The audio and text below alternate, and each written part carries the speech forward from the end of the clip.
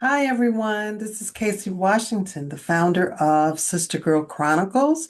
Here we talk about travel and wellness for women over 50. We're exploring the world one country at a time and sharing our experiences and wisdom. Here we encourage our women over 50 to pack your bags because travel is ageless. So today we're going to explore Stone Town in Zanzibar. Is that on your list of places to visit? Stone Town, UNESCO's Living Museum, exploring Zanzibar's capital. So let's get started, y'all. So welcome to Stone Town. It's a beautiful place, let me tell you. You need to see it with your own eyes. To the casual observer, and you see in pictures, it's a cluster of like weathered buildings of limestone, coral from the ocean, of some of the most beautiful sunsets off the Indian Ocean that I have ever seen. But to those who live there, Stone Town is the Swahili heart of Zanzibar. So for the next few minutes, we're going to peel back the layers of this UNESCO World Heritage Site and see how African, Arabian, and India fuse together to create one of the most unique cities in the world. It is quite a fascinating place to visit. Now, why does Stone Town look the way that it does?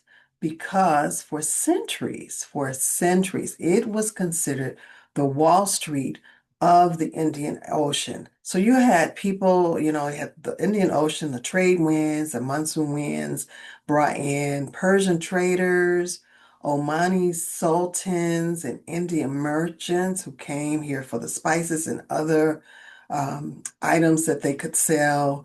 It created this beautiful mix of cultures, and you can hear it in the language. You hear a little bit, of course, they speak Swahili, and there's some English spoken too, but in the Bantu roots and then the Arabic kind of mixed together, and you're going to see in the city on the skyline. Of course, there's not these huge buildings, but you will see minarets alongside with church spires. It's really fascinating, the history of Zanzibar. Now, as you go through the city, I want you to notice the architecture, especially the doors. So if walls could talk, they would speak through the doors in Stone Town. In the city, Stone Town, over the years, over the centuries, the door was a status symbol. And our guide, he actually told us what to look for when just kind of looking at the doors, the different doors and the shapes. Look for the Indian style doors. They have what they call rounded tops and brass spikes. Historically, thinking about the Indians who came to Zanzibar and Stone Town, historically designed in India to prevent elephants from battering them. So that's the spikes, right? Thinking about that. Then, as you continue your tour through the city, look for the Arabic style doors, which are square frame and with intricate Quranic calligraphy. Again, these are just not entrances into someone's home. They're like the fingerprints of the families who built this city. And as you can see in one of the pictures, that's our guide who gave us a tour through the city. He was great. He was great. Like every other city in the world, especially cities that have been around for ages, of course, there's some dark history, but there's also what we call resilience. And we can't talk about Stone Town's beauty without acknowledging it had some pain points too, because it was once the hub of the East African slave trade. And there are some remain reminders of actually that whole system of slave trade when you visit the city. Do know that slaves from uh, the Swahili coast or the East African slave trade were transported via Zanzibar to Oman and from there to Persia and then the rest of the Arabian Peninsula and the Middle East. So together, Zanzibar and Oman dominated the Indian Ocean slave trade during the 18th and the 19th centuries. It's a little bit of history. And as you can see in the photo, you can see the where a picture where some slaves were held. There's a museum that talks all about the slave trade and the quest for freedom in Zanzibar. So if you go, you have to visit the museum to get the historical perspective of the slave trade and the resilience that people had in order to get rid of slavery. Continuing the dark history of Zanzibar and Stone Town. So you see the picture here, and we were standing at the Anglican Cathedral, and it is built directly over the site of the old slave market. And the altar actually sits where the whipping post once stood. It is a heavy, somber place, but it's necessary to stop there to understand the resilience of Zanzibar. One thing that our guide told us was that they would actually, especially with the male slaves that they were selling, they would beat them and the one who withstood the beating and was still standing was considered a very strong slave and probably would get purchased first because he was so strong. He withstood the beating. I know it was tough to listen to, but it is part of the history. Another thing that Zanzibar is known for is this sensory explosion, especially with the spices that are produced there, the cloves and the nutmeg. And so when you follow your nose to the Darajani Market, before you even kind of step in, you're going to get a whiff and you're going to smell these wonderful scents. You're going to see these vibrant colors of fruits and vegetables. And also, if you get to go to Stone Town, don't forget to visit the Forodhani, I probably mispronouncing it, Forodhani Gardens. It is known for one of the best open air seafood buffets. The sunsets are magical when you're there. Try the sugarcane juice that is squeezed right in front of you. There's also something called the Zanzibar Pizza. It's like a crepe. Uh, uh, and just enjoy the moment, y'all. Enjoy the moment. As you can see in the pictures, you see the beautiful fruits, places where you can buy the different spices. There's also a fish market too, but there's not a picture there of that.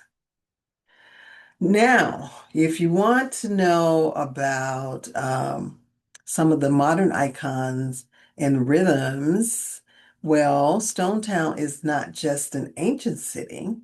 Have you heard of a person called Farouk Balsara? Well, he was born there, but I'm wondering if you know his actual entertainment name. Well, it's Freddie Mercury. He was the lead singer of Queen. He had a beautiful voice. And then you can see on the photos some of the little narrow streets and areas that we went through during our tour. Then you can see where at the water's edge, some of the other buildings. I think one photo is of our hotel that we actually stayed in. It's a lot to see, y'all. It's a lot to see. Now, let's talk about some practical tips for when you visit. When you visit, remember that Stone Town is a conservative place. Cultural respect and dress code as a predominantly Muslim area. As a woman, you should cover your shoulders and your legs, while some of the touristy areas are maybe a little more lenient. Just know that modest clothing is appreciated. Money matters. ATMs are limited and power outages do occur. So make sure you carry sufficient cash, particularly US dollars or the Tanzanian shillings. Do know that for the US dollars, they don't want the older bills. So you have to know the bills that you are carrying are, I think, 2016 or later. Believe me, take my word for it. They will not take it if it's like a 2009 bill or something like. They will give it back and say it's old. Getting around and safety, the town is very small and best explored on foot. Avoid walking alone at night. Take taxis, which your hotel can provide for you or arrange for you. A couple of other tips that you need to know. During the day trips, you can take it to nearby Prison Island. That's where I think they have some tortoises. We didn't get to do that, but I've heard it's a great trip, day trip. Best time to visit is during the dry season, June through October. And I'm telling you now, it can get hot. It can get hot. So make sure you have water to drink and something to keep you cool, okay? Now, what else? Stone Stone Town streets can be like one big maze. So I want you to consider hiring a guide, okay? Our guide told us a story of some people had hired him and then they got there and they're like, oh, we don't need you. We don't need you. And about 20 minutes later, they called him back because they were lost. So hire a guide. Your hotel can let you know who's an experienced driver and arrange it for you. Um, as always, people always ask, is it safe for older visitors? You know, we're getting older, so we have to ask that question. Now, it's generally safe for older adults, and it offers kind of like a relaxed, it's culturally rich. It's a slow-paced island experience. They're not in a hurry. Violent crime is low. Um, but anywhere you go, you have to exercise precautions.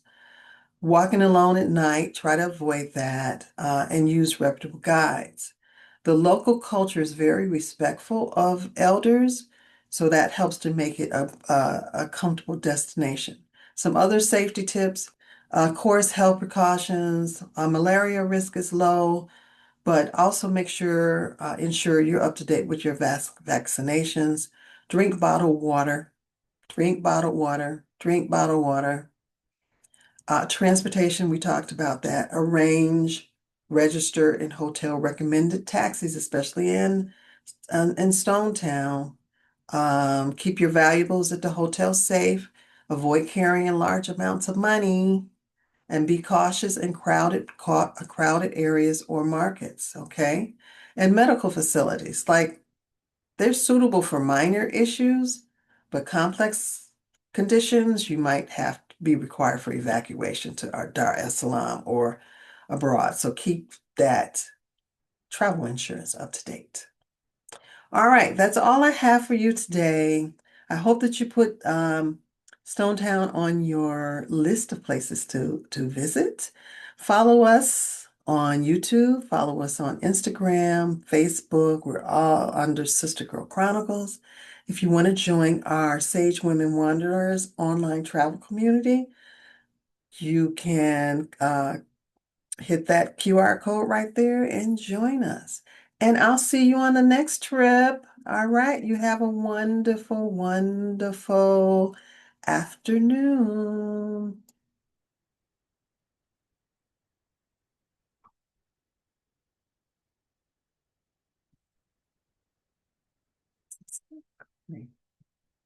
Are we still recording?